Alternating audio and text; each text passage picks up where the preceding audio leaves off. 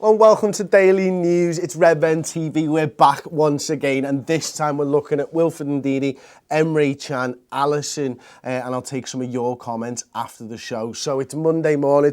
It's the Monday after Liverpool smashed Watford by 5 goals. Yes, 5 goals, 2-0. Liverpool, been massively linked with Wilfred Ndidi again, and Alpha Barde's come out, the journalist, and I'm actually looking at the Read Liverpool website. Liverpool are looking for summer replacement for Emre Can and may have found their guy. Alpha Barde says, Ndidi approché par Liverpool, le joueur aura dans son accord, reste à se mettre d'accord avec Leicester qui demande beaucoup. Which roughly translates as Ndidi approached by Liverpool, the player would have given his consent. We still have to agree with Leicester, who is asking a lot. So this is the guy who broke the Keita stuff, French journalist. He broke it last year. So his track record apparently is quite good. I was speaking to somebody on WhatsApp about him, and you know, he's very good. You know, he's well respected. Liverpool apparently, Ndidi apparently wants to move to Liverpool. We've not agreed anything with Leicester thus far, but apparently again, Liverpool have been scouting Ndidi for most games this season, so he's a player we've taken a real solid look at. And this is one of those, it's the time of the year, isn't it, where sometimes you're unsure how to take these links and stuff, but I've heard from sources that we have been scouting him. We've looked at him a lot this season. And so I'd be tempted to believe this one, especially, Alpha Balde's now tweeted about it as well. We've been a long-term admirer for the Nigerian defensive midfielder. He's had a great season. He's 21 years old, I think, at the moment. And, he's been brilliant for Leicester in that DM role, and partnering him up with someone like a Naby Keita, so a bit more of a specialist, very, very good tackler.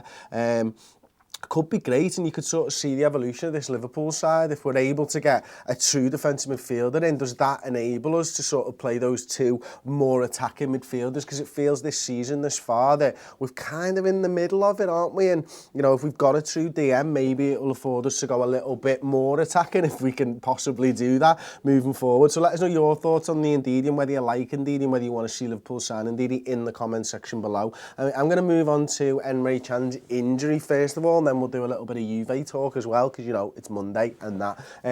Apparently, Klopp has come out and said it is a back injury. He doesn't think, and I don't think it is too serious, but it was too serious to continue. He had that problem a little bit during the week. We gave him 1 day of extra recovery, but he thought it would work, and he trained normally yesterday. That was Klopp speaking after the game on Saturday. Now, no report so far if that's advanced in any way, shape or form, but certainly good signs. I was worried during the game that could be a big injury with the games that we've got against Manchester City, against Everton, Palace upcoming and stuff. So, I'm glad that it doesn't seem to be too serious, because he'll be a big miss. He's made himself a massive part of this Liverpool side so far this season. Can stalls on signing Juventus deal. This is Builder's new news. They offered him a contract 2 months ago, apparently. So he's yet to make a decision on whether or not he'll sign the contract offer. Let's have a look at some of the details of this contract anyway. I think if we scroll down a little bit, here we go. Juve are believed to have offered Can a €5 million deal, 4 years, 2 months ago, with Can still deciding whether the move to Italy is the right one at this juncture of his career. And I wonder whether the Max Allegri rumours are sort of affecting him, because we know that Max Allegri was wondering whether he could continue even this season as Juventus manager. I think anybody who's watched the Juve documentary on Netflix will know that he was considering his future because of just how heartbreaking those 2 losses in Champions League finals were for him. Is he going to be at Juve next season? Well, apparently, yes, he will be, according to Juve's CEO, Beppe Marotta, who says, Max Allegri, we are Juve, we're a top team and Allegri can still win a lot here. We have faith in Max and his future isn't a problem for us. So I wonder if that will sway Can one way or the other. Everyone knows my opinion on it.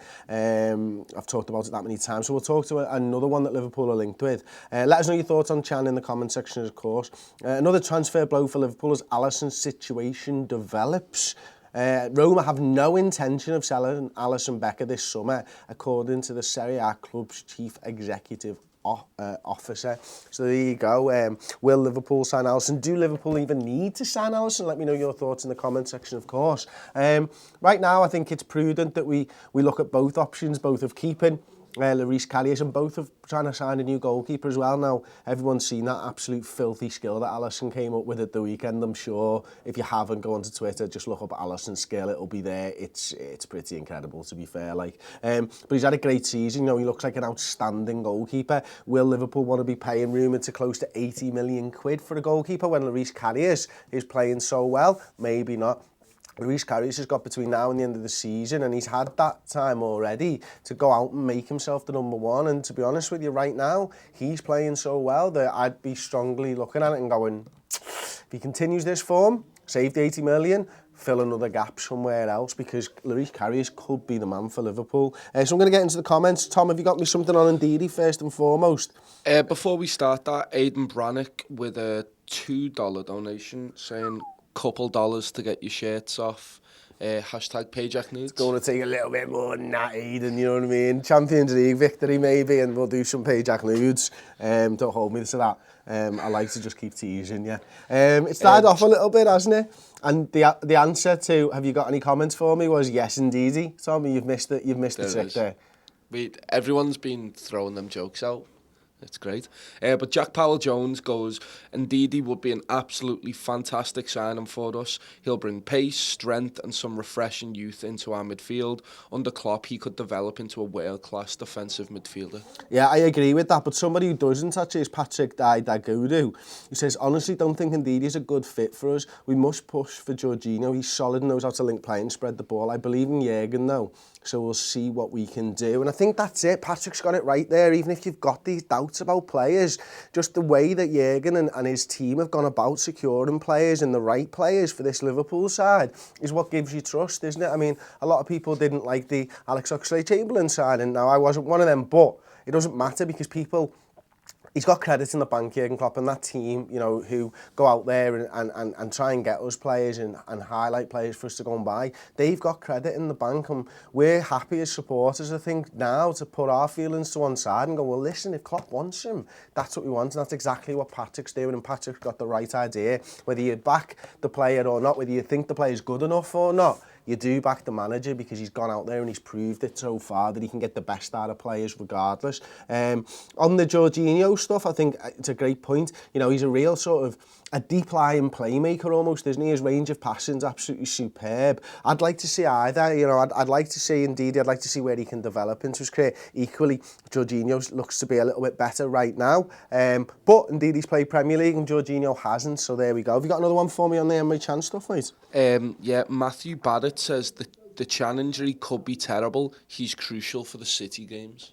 Yeah, Chan's been really good in those big games, hasn't he? Especially in Europe over the last couple of years. You know, that Europa League run, I keep coming back to it. He was absolutely superb. And, you know, I've never been Emre Can's biggest fan, but this season he's really he's turned it on, and he's proved to me that, you know, he's one of the first names on the team sheet this season. I think he's been absolutely fantastic, and whether he's playing as the number 6, whether he's playing as the 8, he's affecting football matches, and that's what you want from a centre midfielder. And you know, he's coming into his prime years of his career now, and it'll be a shame to see him go if he indeed does go. Hopefully, you know, and maybe we can all cling on to this, is that he wants to see what Klopp's building, and if we go on and achieve great things this season, why would Emre move somewhere else? You know, he wants to obviously go to World Cups and play in World Cups in great Germany sides, and if he's playing at the top of the Premier League and he's playing in Europe in the Champions League week in, week out as well, then that'll only go and help him further his career. So I'd like to see Emre Can play. I'd like to see Emre Can stay at Liverpool. But it's going to be a tough ask because ultimately we've let his contract run out, and you know he's going to back himself whatever he decides to do. Have we got anything on the Alisson stuff, Tom? A lot of people just kind of echoing your sentiment, saying Karius' boss, spend the money elsewhere, says Daniel Turner. LFC 5 Times has just commented though, saying Karius' liability and the doubters will finally see why when we play against City in the Champions League. Always concedes savable goals. His save percent is absolutely shocking. I wonder what you think on that. Yeah, I mean, I've liked him over the last few months. I hated him over his first sort of 12 months or whatever. Now, save percentage is one of those stats for me that I don't put much credence in, if I'm perfectly honest, because, you know, if you want to look at expected goals saved, then, you know, he's much better. Save percentage is a strange one, isn't it? Because It doesn't take into account where the shots are from. It doesn't take into account how the shots are. It doesn't take into account whether those chances are normally scored and stuff. So it's a very, very difficult one. Like, one of the things that I would say is, prior to his run into the team, he was always conceding ones that you'd think, all right, maybe De Gea saves that, maybe one of the other top goalkeepers, Courtois, Lloris, they save that. But since he's got this run in the side, I do feel like he's made a couple of top draw saves. You know, there was one a couple of weeks ago, right up to the top bin, wasn't it? Was it against Newcastle, I think it was? Absolutely world-class save. And, you know, it's his commanding of his area that I think he's improved upon most of all. He's coming out, he's catching balls, he's punching them if he can't catch them.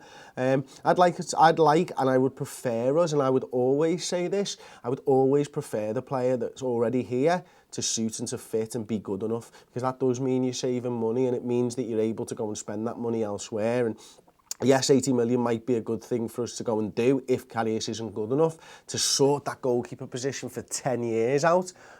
But if it's already sorted, surely that's better, and we can spend 80 million somewhere else in the team. So, yeah, it's a difficult one, but I do feel like if you forget about his first season and you judge him on this season, he's doing very, very well. So there we go. I think that's the Daily News show for today. I'm going to go and film the Stats and Tactics show shortly for the website.